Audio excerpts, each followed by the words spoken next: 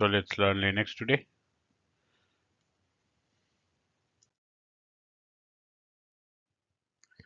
So in today's series, Linux series and GNU core utilities or commands, we will be learning about file space users related commands. So let's see the first command. So first command is df, okay, which is also referred as disk free. Okay, so this is basically very important command which tells us about the disk utilization on different partitions in a Linux box.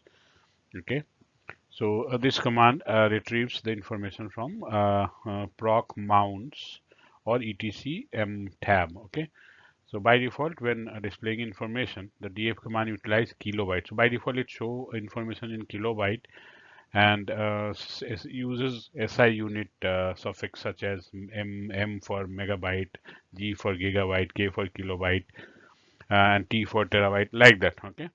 So see, let's see some examples of it. So if you if you see, sorry, if you can do this df hyphen sorry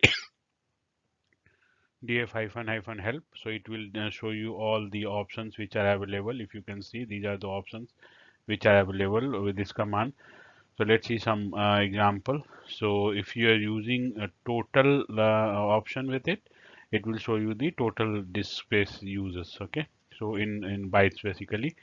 So this is having this much of space, out of which this much is being used, and this is the total available space. So like this. So if you give df hyphen h, so h is basically stand for human readable.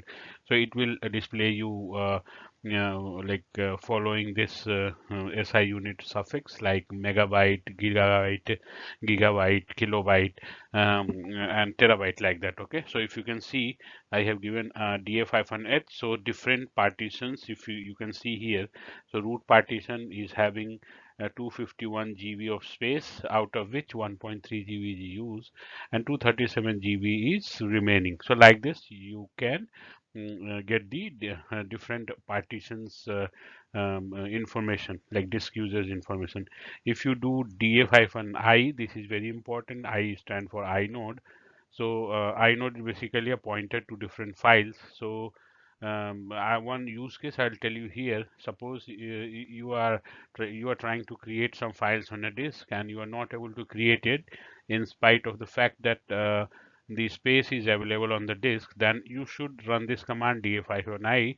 It will show you the inode, how much inode free. So this see, so inode available inode for root partition is this much, inode use is this much, and inode remaining. So sometimes it happens that due to small files, this inode will be exhausted.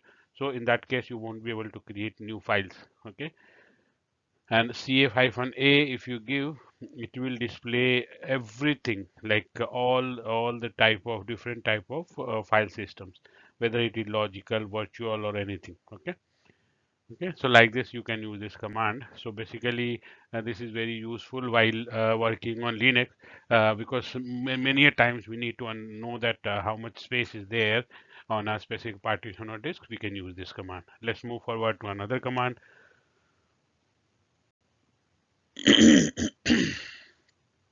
Okay, so next command is du, which is also stands for disk users, as you can see. So this will basically show you. So first command df will use the disk level information, and du will show you the file or directory level information. So suppose if you want to know, understand like what are the files in the current directory, and or be it any directory, and how much space a file is occupying, you can use this du command. So du-h will give you, so if you can see here, du-a-h/home. So basically it will show, it is showing, see, inside this. So inside home directory, these are the files. Okay, and these are the space being used by these files. Okay. So if you do hyphen C, it will show you the total size of a file. Okay, you hyphen C, if you can see directories, this one directory, so it will show you like this. Okay, and if you want to get it last modify timestamp, suppose sometime you we want to see whether a file was modified at what time. So for that you can also use ls-lrth, or you can use this also. So du hyphen time of a specific, so it will show you the time also. So basically we have learned two commands. Df-h which will display the disk level information. Du command disk uses, which will display you file and directory level uses. Okay. So next command is stat. So basically it stands for statistics. Stats. So basically this will display you all the information about a specific file or a directory on a Linux file system. So these are the information that this command display: that file name, size of that file, how many blocks it's occupying, IO block, file type, what is the file type, device, inode, link. So if you want to see all the information, every information that are available with the file or directory, you can use the stat command. Okay, so if you can see here, I have given stat hyphen star. So basically it will give statistic of all the file in the current directory. So if you can see here, let's see. So file 2 size is 6 byte, block it's occupying 8 block, IO is this much. It's a regular kind of file. So basically it will also show regular or print file, or there are different kind of files in Linux. So it will show you the type of the files also, and access time, at what time it access, what time it was modified, what time it was changed, when it was created, like this. It will display you all the information. Okay. So if you can see, like we can also provide the directory or the file system as an input to the stat command as follow. So see, if I am giving stat hyphen f, that is slash, that is root directory. So it will display you all the information about the root directory. Okay, when it was created, what kind of file system is there. So for example, if you can see ext2, ext3 file system is there, like this. Okay, so all the information. This is very useful command. So let's move next.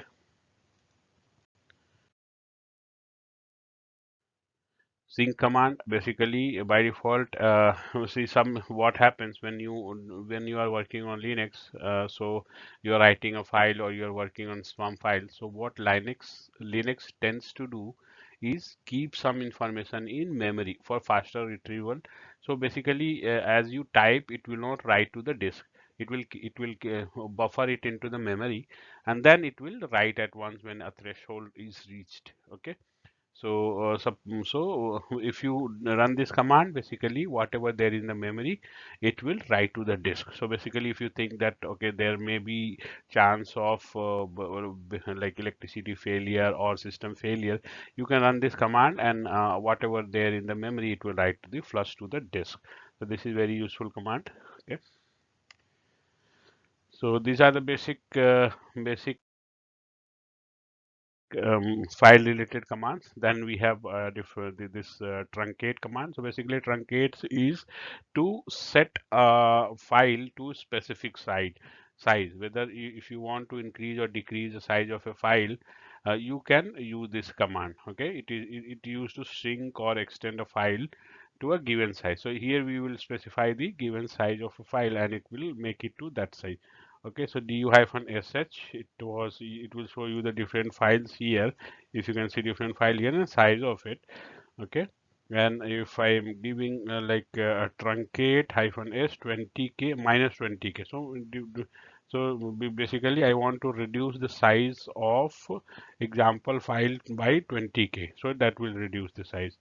Okay, likewise we can use truncate hyphen s 50k, so it will truncate it to 50k. So basically it is nearest even value, so it will truncate it to. Okay, so suppose for example use case, I can tell you, like if you have a log file which is being written continuously, and suppose if it reaches to a specific threshold or a specific number, specific amount like 10 GB or 6 GB, what you can do is that you can write a cron tab to monitor the file size, and once it reaches to 10 GB, you can truncate it to like whatever size if you want to truncate to save the disk space or to avoid the disk filling up.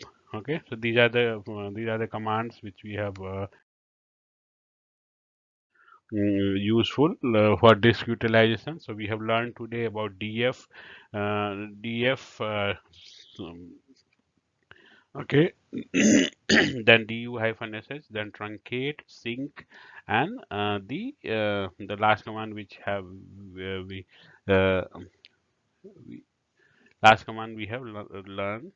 Okay, so these are the basic command which person working on Linux will be using to deal with the disk related things. So thank you for watching. Keep supporting us. If you like something, please do like, subscribe, share the channel, and also if you like something, if you don't like something, please write in comment. We will try to improve it. Thank you for watching.